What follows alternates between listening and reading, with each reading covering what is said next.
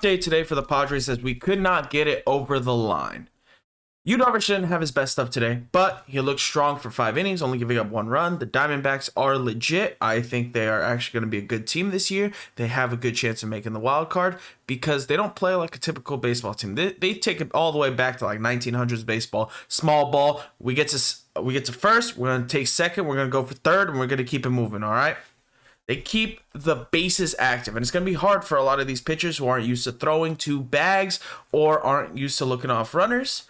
They're not going to be able to cope with this. Yes, there's going to be teams like the Philadelphia Phillies who have JT Realmuto, like the St. Louis Cardinals with Contreras, who are going to have to rely on their catcher to throw out these runners, and it will work. I promise you that these catchers are the elite of the elite. But teams that are lacking that same strength in the catcher position on the defensive end will have to do a little bit of shenanigans, all right? Looking over, throwing the pickoffs.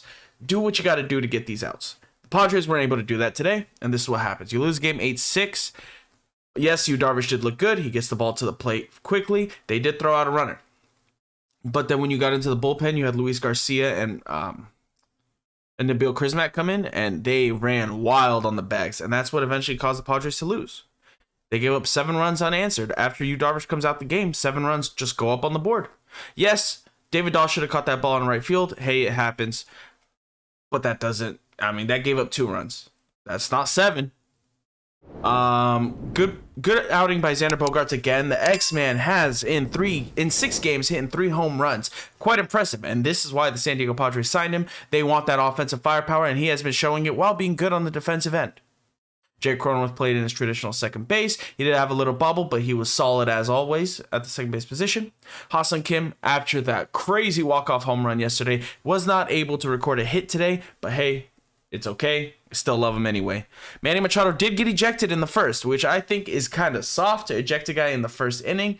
But you can't really argue with the umpire, and he did, and it resulted in him getting thrown out for a pitch clock violation. I believe he's the first person in history to be rung up on a pitch clock violation. Crazy time we're living in. I don't like the pitch clock. I think baseball's supposed to be slow. I think baseball's a slow burn that you watch over time. I don't think that we should be speeding up the game, but hey, some people like it, some people don't. We'll eventually have to grow to live with it. I doubt that Major League Baseball is going to be getting rid of this rule anytime soon.